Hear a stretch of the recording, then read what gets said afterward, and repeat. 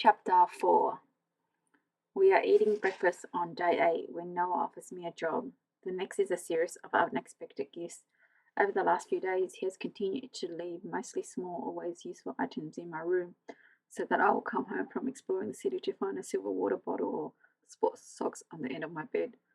Whenever I emerge holding the latest trinket he has left for me, he merely waves at the fridge door where my collection of IU is growing. I'm not a fan of delayed gratification, he said yesterday, when he protested the purple puffy jacket that sat waiting for me on the dresser. Socks and water balls are one thing, but the jacket felt extravagant, and I wasn't sure I could accept it. You'll pay me back sometime, Noah said calmly, dismissing my concern. Until then, with all that walking you do, there's no point in catching your death, baby June.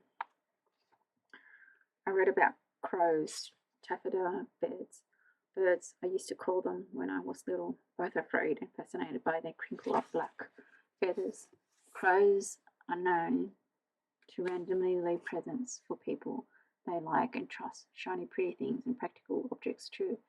It's their way of communicating without words, and I've come to think of Noah's gifts in that way. Even if I don't fully understand what I have done to earn his trust so soon, or why he had decided to take me in under his human wing. Death birds. My mother used to call them harbingers, circling or waiting. We never did agree on her superstitions.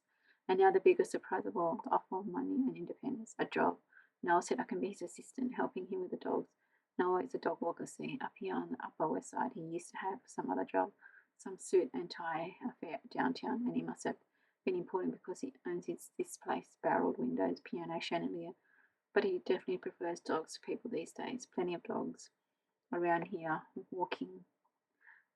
Dogs around here need walking too. It's not like they have their own yards to play in. And I've never seen one roaming the streets on its own, so it makes sense when Noah tells me he's been thinking about introducing a home care service to his business. It will mean people from the neighbourhood have a place to leave their fancy pureberries and cute old mutts when they go out of town on business trips or spend the weekends in the Hamptons, which is a place rich people seem to go to a lot though. Noah tells me he hasn't been there himself in years. Noah doesn't appear to have any friends. If his phone rings, it's only ever about a dog. And while there's a lot of expensive looking art on the walls of his apartment, I haven't yet come across a single frame photograph. I didn't bring any with me either, so I suppose it's not so strange. Or if it is, we are only as strange as each other. No doubt there are people he sees behind his eyelids too, because he consciously blinks away, but I figure it's none of my business who they might be. He's kind to dogs and to me, and that's all I need to know about him for now. My mouth is full of bagel and cream cheese as Noah explains the terms of his proposition. Rent, he says, will be taking out of my salary from now on, and this will also cover food and amenities for the apartment. He refers back to scribbled notes on a yellow pad between those combination of words and equations in a scroll I can't make out. And when he looks up, he tells me this should leave me with $150 per week, cash in hand. He'll be required to work for 4 days, 8 a.m. to 3 p.m. A combination of dog walking and dog sitting, depending on who we get on the day. Each dog will come with its own care routine, and you'll never have more than 2, plus Franklin to look after at any one time. He crosses something off in his notes and looks at me with his bright eyes. His hands extend. I see an image of black feathers rustling. Are you in? I'm alarming you. I once again want to cry, but I'm not silently. Instead, tongue pushing against the roof of my mouth, because I once read you can't quick cry when you do this. Even so, my eyes pool with water as I shake Noah's hand. I know there could not possibly be any combination of numbers in his scribbled equation that would cover rent and food and bills and still leaving money in my pocket. I know too that Noah doesn't really need to be in business of some more dogs, that he works not for money but for the contact with his four-legged friends and a chance to be out in the world from time to time. I'm not always able to read people's motivations so well, but I know without doubt that this new home care business has been formed around me, and I sense grasping at a future truth. This might be Noel's way of making sure I come back to him each day. Thoughts swirling, I am overwhelmed. At the door, Noah has swung open. I do not know how he's helping me like this, why he's shown me a kind of care he doesn't seem to afford many, if any, other people. Later, when we have grown more accustomed to talking about real things, I'll ask him why he placed that ad for a room in his apartment that motivated and what motivated this self-confessed introvert to open up a door in his life too. For now, it's enough to know that I'm profoundly grateful for this place I have arrived at. And as we map out our first shifts at our new doggy daycare, I allow myself to believe I deserve what comes next. The beginning of a life where I take up space, where I belong. In a world where some of the kindness of strangers I've so often heard about is finally directed at me.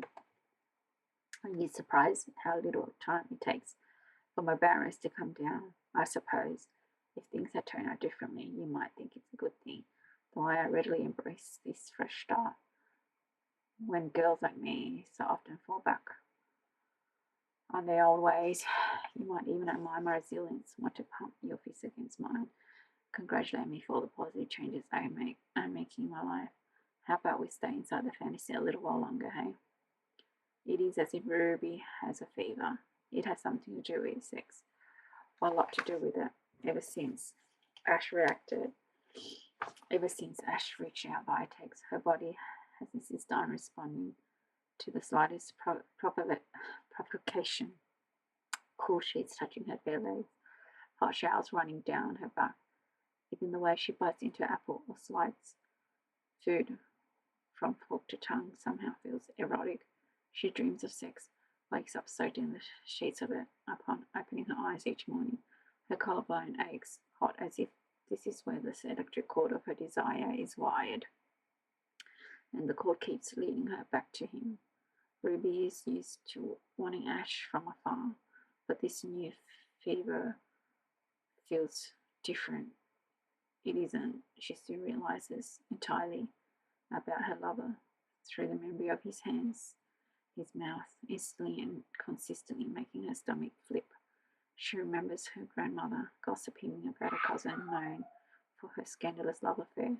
Oh, that woman was always on heat, and this cold lip, old-fashioned saying perhaps comes closest to describing the state Ruby has inexplicitly found herself in after a week of feeling nothing at all. She has forgotten the small explosion and the woman on the dance floor at Sally's wedding. It isn't always the right moments we remember. Trying to distract herself, Ruby makes lists of places to see. In this second week that somehow feels like a first, highlighting place names in her journal, she visits the Met, taking the Staten Island ferry, catches the train to Brooklyn and walks back over the bridge in the rain. The insistent spring rain is now as much a part of the city to her as the garbage and the scaffold, as the chain stores on every corner and the cardboard metro card she has in her purse. She is making acquaintances with New York, buoyed by a savings account that affords vodka martinis and French candles for her little studio, and the new Diane von Furstenberg dress she wore to a play at the Lincoln Center 2 nights ago. One of her favorite film actresses stood half naked on stage, so close Ruby could see the coffee stains of her nipples in New York. This is the city of her social media posts, of her messages to her mother, and phone calls with her old sister, Cassie, at home with her family in Melbourne. There is, however, another New York, the New York of staring at the ceiling in painful anticipation, of waiting for that early morning spell, the electric ding of Ash's text message, the scramble for her phone, and she sleeps naked, ready, and he has been unfailing in his appreciation so far. Ash, it turns out, is as present in the city as the one she left behind. It's as if this first week silence had made him try harder to reach her, and the conversation feels as urgent as they did when they first discovered each other. What seems like a lifetime ago. I can't sleep, Ruby. You've got me in a wild state. I was thinking about your day. Show me your... No, she told Cassie last night. We haven't spoken since I got here. She hates the lie. Knows how disappointed her sister would be if she knew Ruby was still communicating with Ash. But as she tells herself each morning, this is just a small lie, one small lie, and 300 square miles of everything else. Tomorrow, Coney Island, the American Ballet, Cabaret in the Village, another rooftop bar, and another overpriced cocktail. She was trying to do better, but she never promised to be perfect. Perfect is something Ruby Jones thinks about a lot. She assumes Ash's fiance is perfect. Ruby will not be the kind of woman who disparages the soon-to-be wife. She will not be a cliche, no more of a cliche than she had already become, at least, which means she often swings too far the other way, idealizes a woman she has never met, never spoken to, imagines clean teeth and tidy nails, clear lips, gloss and light foundation, capri pants and a purposeful watch, a ring finger heavy with a single diamond, a long shiny hair, a double degree earned easily, and a year spent volunteering overseas, one book read at a time, and a signature dish she brings to parties, requested by the host, of course, because everyone loves Emma. And here Ruby's list of imagined credentials falters. It is one thing to create a version of Ash's fiancé in her head, form the outline of a person based on the little she knew from social media and overheard conversation. It becomes painful to insert that creation into a whole world, a real world this woman shares with Ash, filled with friends, dinner parties, weekends, plans. When she considers this, Ruby understands, her bones aching, that she's just scrolling across the page. While Ash's fiancé is a series of fully formed sentences and punctuation, she makes up whole paragraphs of his life. Ruby would be foolish to dwell on everything she's missing out on. Better to focus on what she herself brings to Ash, the things she brings out in him. I'm not like this with anyone else, he told her, and Ruby believes this at least to be true. Are we ever the same person with someone else? And if we're not, what happens when one of you leaves? Where does that version of you go? This is something I have thought about a lot since my mother left me. Perhaps it is the weather, Ruby thinks, causing her fever. The way the constant rain evokes memories of long afternoons spent in bed reminds her of entwined limbs and slow kisses and drowsing in someone's arms, exploring the sea on her own. These past few days has clearly exacerbated her longing, drawn out her desire for connection. It can't help that most of her memories of long afternoons spent in bed are imagined, not real, since Ash. There has been no one else, and he was seldom available to her for longer than an hour or two at best.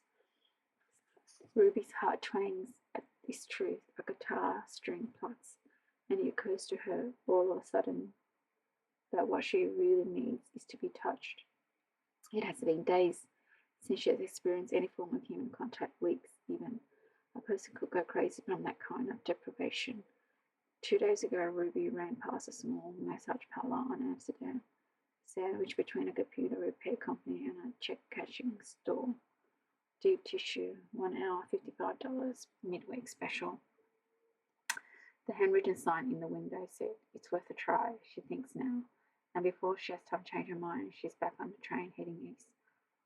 I'm slowly coming to understand this place, she thinks, crossing the street. Then that until she reaches her destination. A little bell sounds as she enters from the street, and a slight man in what looks like silk pajamas nods from the front door. She appears to be his only customer, and he is soon leading her to a small room out back with just enough space for a bed and a cane basket for her clothes.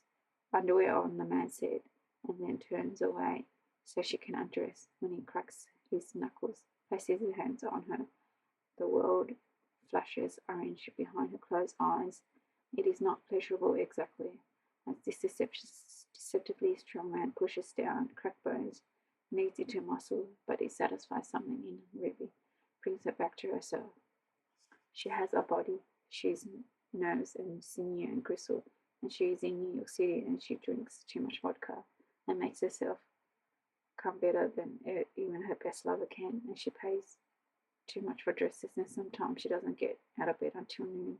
Her ponytail has bumps and her teeth are crooked, and as the small man pushes his elbow into the crevice of her left shoulder blade, causing bright sparks beneath her eyelids, Ruby thinks she might have given Perfect a little too much weight. There is something about being a work in progress.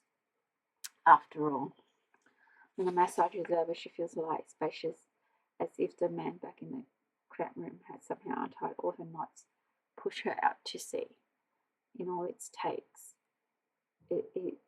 is that all it takes? She wondered, slightly embarrassed at her own simplicity. Someone taking care of her for an hour, placing her at the centre of things.